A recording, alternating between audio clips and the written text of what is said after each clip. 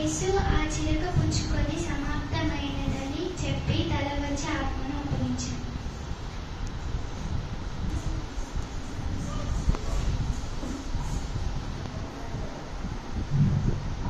అందరికీ praise lord అండి. ఈరోజు మనము యేసుక్రీస్తు గురించి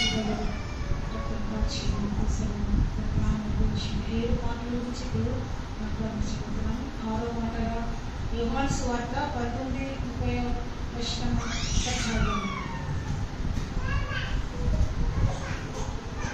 యోహాను సువార్త 19:30 యేసు ఆ చిలుక పుచ్చుకొని సమాప్తమైనదని చెప్పి తల వంచి ఆత్మను అప్పగించాడు.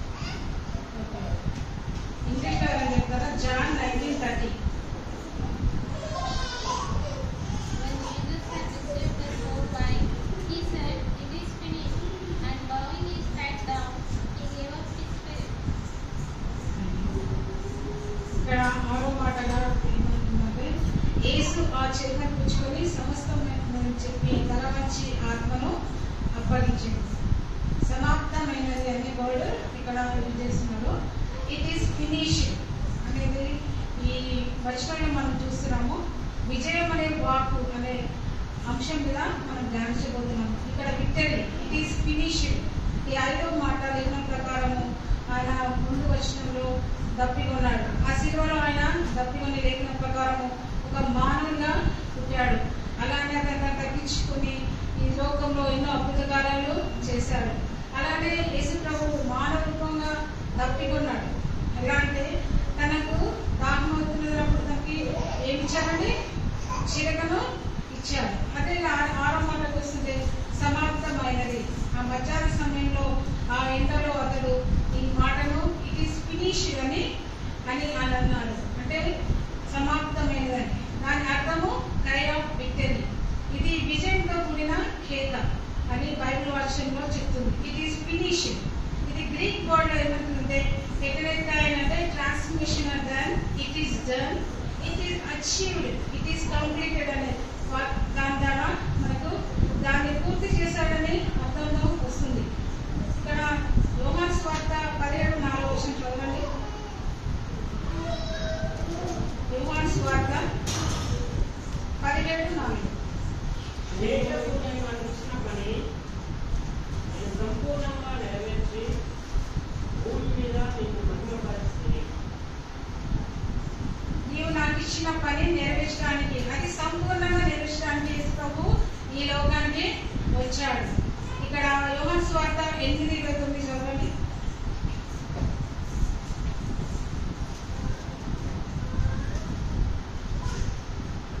యోహాను సువార్త నన్ను పంపిన వాడు నాకు తోడై ఉన్నాడు. ఆయనకిష్టమైన కార్యము నేను ఎల్లప్పుడూ చేయుదును కనుక ఆయన నన్ను ఒంటరిగా విడిచిపెట్టలేదని చెప్పాను.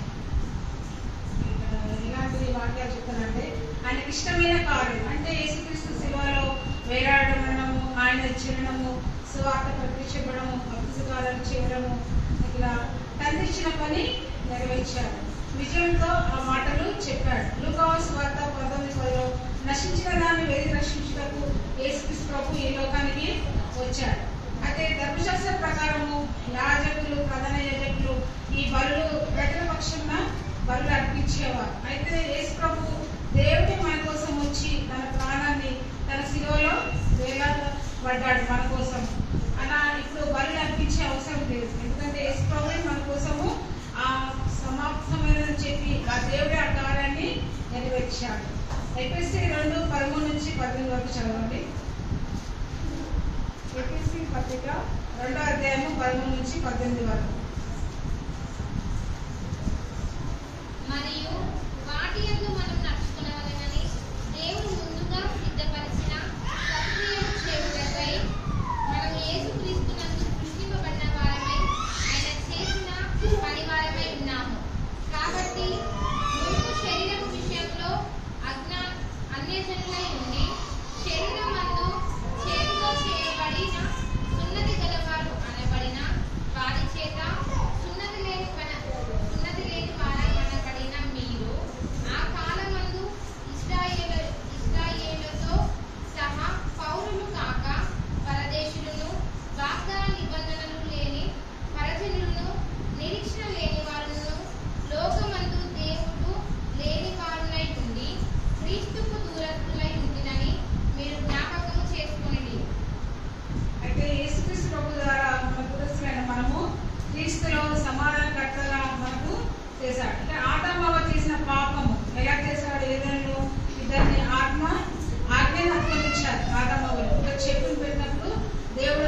తినొద్దని చెప్పాడు. అయినా కూడా వారు శోధింపబడి ఆ పండు తిన్నారు. అక్కడే వారు పాపము చేశారు. ఆ పాపము పోగొట్టడానికి దేవుడే ఆ కార్యం చేయడానికి శివలో ఆ రక్తం ద్వారా మనకు రక్షణ, సమాధానము, ప్రేమ, క్రీస్తులో పాలువారం ఒకటకు పరలోక రాజ్యానికి వారసుగా చేయటకు మనము పిలువబడ్డాము.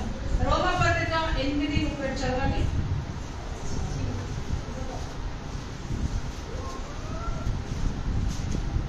Roman chapter 8. అయినను మనము ప్రేమించిన వారి ద్వారా 37 మనము వీటన్నిటిలో అత్యంత విజయం పొందుతున్నాము. బాధల్లో విజయము. ఇక్కడ మనము ఆయన ప్రేమించి మనకు అత్యంతమైన విజయము ఇస్తున్నాడు. మన ఇంట్లో ఏదైనా ప్రాబ్లమ్స్ కానీ, ఎలాంటి ప్రాబ్లమ్స్ అయినా కానీ, ఫైనాన్స్ ప్రాబ్లమ్ కానీ, హెల్త్ ప్రాబ్లమ్స్ కానీ, కరోనా కావచ్చు, జాబ్ విషయంలో కానీ, ఎలాంటి విషయంలో కూడా మనకు దేవుడు విజయాన్ని ఇస్తాడు. అలాంటి విశ్వాసం మనకున్నప్పుడు అది మనము సాధించగలుగుతాము. బాధలో విజయం. మన ఏ సమస్య కాదు, మనం ప్రార్థన చేసినప్పుడు అది మనకు విజయం ఇస్తాడని మనం నమ్మినప్పుడు అది మనకు నెరవేరుస్తాడు. కొరింథీయులకు 15:54 నుండి 50 చదవండి. 1 కొరింథీ 15:54 నుండి 57 చదవండి. ఈ క్షయమైనది అక్షయతలు ధరించుకున్నప్పుడు, ఈ మర్త్యమైనది అమర్త్యతలు ధరించుకున్నప్పుడు విజయమందు మరణము మృంగివేయబడేను అని రాయబడిన వాక్యం నెరవేరెను. ఓ మరణమా నీ విజయమెక్కడ? ఓ మరణమా నీ ముల్లెక్కడ? మరణపు ముళ్ళు పాపము, పాపమునకున్న బలము ధర్మశాస్త్రమే. అయినను మన ప్రభువైన యేసుక్రీస్తు మూలంగా మనకు జయం అనుగ్రహించిన దేవునికి స్తోత్రం కలుగునుగాక. విజయమందు మరణము మృంగివేయను. ఇక్కడ విజయము ఇతడి ద్వారా మనకి మరణం నుండి విజయము దయచేశారు. ఈ 6వ మాట ద్వారా నిరీక్షణ కలిగి ఉండాలి. మనకు దేవుడిలో మనకి నిరీక్షణ అనేది ఇది వచనంలో మనం చూస్తున్నాం. విజయం, మరణం ద్వారా మనకు విజయం, దాని ద్వారా మనకు బలము కలుగుతుంది. అలానే రక్షణ, యేసులో ఆనందము కలిగి ఉంటాం. అయితే ఎలాంటి టైంలో మనము దేవునికి మొదటిగా ప్రథమ స్థానం ఇచ్చినప్పుడు మన జీవితంలో విజయం అనేది చూస్తుంటాం. అయితే ఒక స్పోర్ట్స్ మ్యాన్ తన రన్నింగ్ లో విజయం సాధించినప్పుడు, అతను గోల్డ్ మెడల్ సాధించినప్పుడు ఎలాంటి సంతోషం ఉంటుందంటే చాలా సంతోషంగా ఉంటాడు. అలానే మన జీవితంలో కూడా మనం ఒక గోల్ మనం రీచినప్పుడు మనకు ఎంత ఆనందం ఉంటుంది. ఒక ఫార్మర్, ఒక రైతు తన పంట చేతికొచ్చినప్పుడు ఎంతో సంతోషపడతాడు. అలానే మన జీవితంలో కూడా మనం ఒక గోల్ అచీవ్ అయినామంటే మనకు ఎంతో సంతోషంగా ఉంటుంది. ఎలాంటి విషయంలో